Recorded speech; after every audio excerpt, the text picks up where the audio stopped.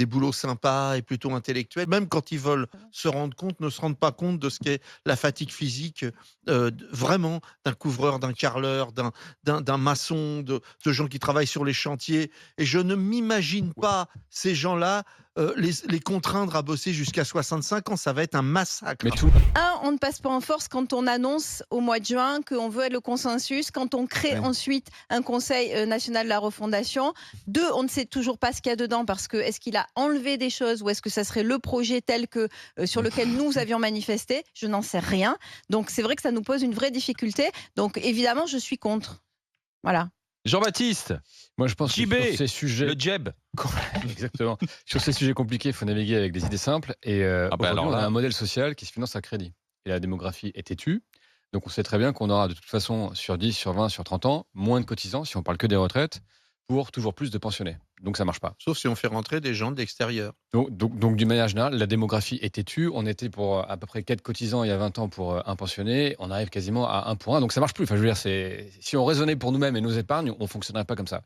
Après, comment on doit faire cette réforme? Il y a plein de façons de le faire. Et ça renvoie effectivement à l'acceptabilité politique. On a quand même appris dans le quinquennat précédent que quand on allait un peu vite et qu'on faisait les choses de façon peu partenariale, on va le dire comme ça se passait pas très bien. C'était les gilets jaunes et ça créait quand même énormément de débats et de dissensions politiques. Donc je pense que le président sera bien Aspirer. inspiré d'écouter, y compris ceux de son Et parti. pourquoi Comme c'est pas Bayrou. ce scénario qui aujourd'hui est privilégié? Le scénario, c'est le faire vite, quitte Mais à je utiliser pense le que 49.3. politiquement, le faire vite, c'est plutôt la bonne idée. On sait très bien que d'abord, pour que ça produise des effets, les réformes de début de mandat sont quand même toujours les plus efficaces.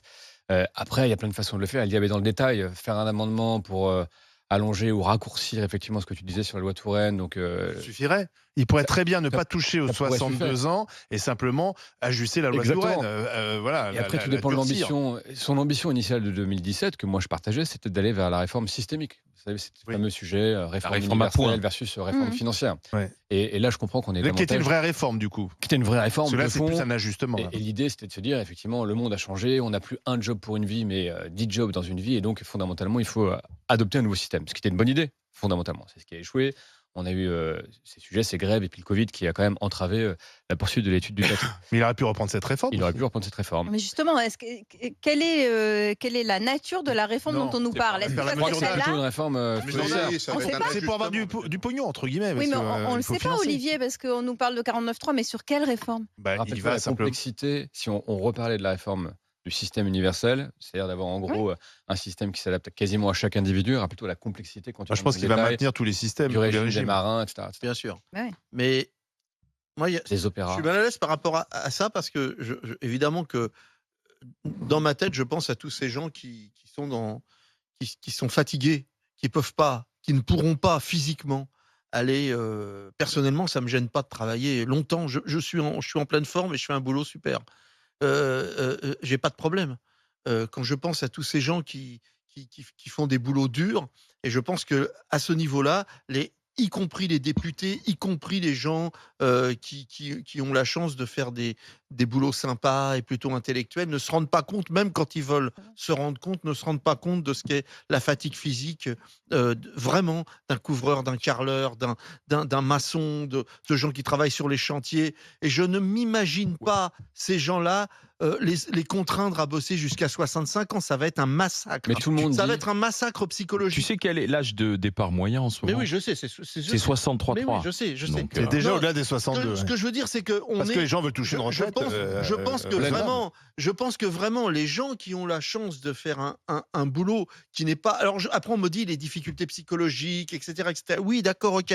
Mais néanmoins, quand tu peux plus plier les genoux, quand tu n'as plus la force de soulever un sac de ciment. Je veux dire, on en est aujourd'hui moi, je ne vois pas, je n'imagine pas ça. Et Ça me donc, fait la mal au ventre. retraite à la carte était sans doute plus Bien sûr. intelligente. Et en même temps, je me dis, si Macron, parce qu'on sait très bien qu'il va se mettre la moitié de la France à dos, et peut-être les trois quarts, si on pense qu'il faut la faire parce qu'elle est indispensable, comme tu disais, Jean-Baptiste, parce qu'effectivement, on ne pourra plus À long payer terme, c'est sûr. parce qu'un cotisant, un retraité, ce sera plus Ouais, jouable. mais alors dans ce cas, il ne faut pas présenter ça comme une Voilà. réforme. Il faut dire c'est un ajustement parce qu'on ajustement pour n'a tenir- plus de thunes, pour pardon. tenir hein, le mais- coup. Et voilà. Et quand mais- tu vois pas une réforme. je mets souvent ce tableau, j'en parle très souvent, des coûts, le coût en France. Quand tu vois que la vieillesse aujourd'hui, c'est 26,2% du budget, c'est un truc qui va exponentiel. C'est énorme. C'est-à-dire Ouais, que ça peut servir de toute façon, mais bien sûr. Tu sais ce qu'il va dire? Il va dire, on fait ça pour financer la dépendance. Mais c'est ça. Et là, ça va être difficile Mais on du est côté tous des là- opposants de dire mais en ah même bah temps- non, la dépendance a besoin mais d'argent. en même Je pense temps- que l'habileté va être Mais là. oui, mais en même Oui, temps, mais ça en même temps, n'enlèvera c'est rien vrai. au déficit des retraites non plus. 300.